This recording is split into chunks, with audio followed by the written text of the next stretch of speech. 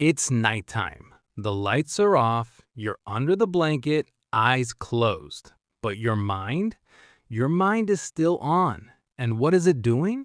Writing an entire movie. You're arguing with someone who never actually said a word to you. Or you're finally giving that perfect comeback you should have said 3 years ago. Sometimes you're the hero of the story. Sometimes you're the one defeating the villain. Sometimes you're the person who finally proves their worth in front of everyone.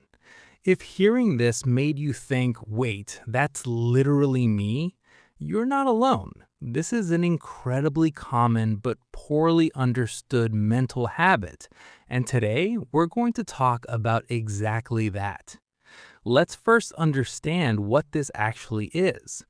When we think lightly about the future, like rehearsing for tomorrow's interview or mentally practicing a difficult conversation, that's completely normal.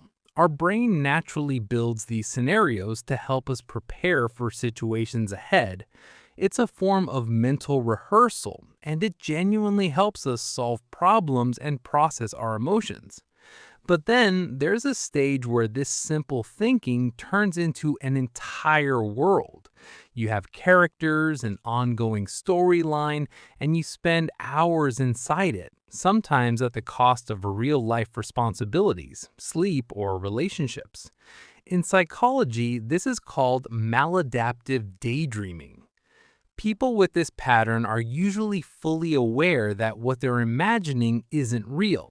This isn't a disconnection from reality the way it happens in psychosis. But even so, the pull to return to that fantasy world can feel almost impossible to resist. Researchers also note that this is often accompanied by small physical habits like pacing, rocking slightly, or whispering to yourself, which make the imagined world feel even more immersive. So, why does our brain do this in the first place? A big reason is emotional escape. When real life brings stress, loneliness, or unresolved feelings, the mind looks for a place where things feel within our control, a place where we always have the right answer, a place where we win. It becomes a kind of comfort zone, and that's exactly why it happens most at night, when the outside world goes quiet and the mind finally has empty space to wander. Research also shows that people who mind wander more tend to have poorer sleep quality. One diary based study found that on days people engaged in more maladaptive daydreaming, their sleep was more disturbed, and this relationship runs in both directions. Less sleep can lead to more daydreaming, and more daydreaming can lead to less sleep. So the real question is, where's the line between normal and a warning sign?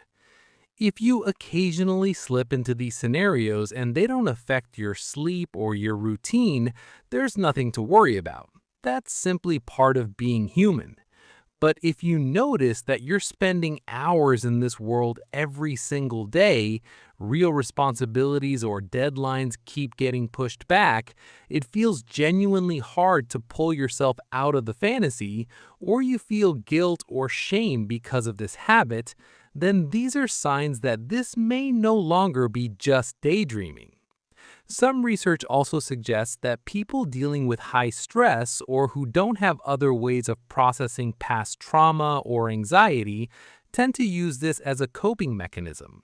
And over time, the habit can deepen because the imaginary world feels so satisfying that the real world starts to feel boring or difficult by comparison. The good news is, if this habit is genuinely interfering with your life, it is possible to manage it. Experts suggest a few simple but effective strategies. Number one, identify your triggers. Does music pull you into that world? Does your mind wander the moment you're alone? Recognizing the trigger is the first step. Number two, set a fixed daydream window. You don't need to eliminate imagination completely, just give it a boundary, like 15 to 20 minutes a day. Number 3, start writing down or sharing your real emotions, so those feelings get processed in real life instead of only through imagination.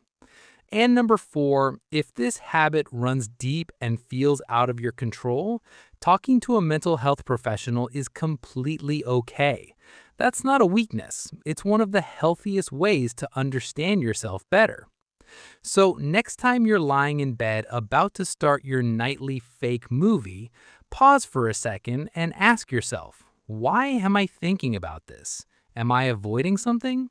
Sometimes the question itself is the first step towards the answer. If you found this video helpful, like it, share it with a friend who also watches their own movie at night, and subscribe to the channel so we can keep exploring topics like this together. See you in the next video. Until then, take care of yourself.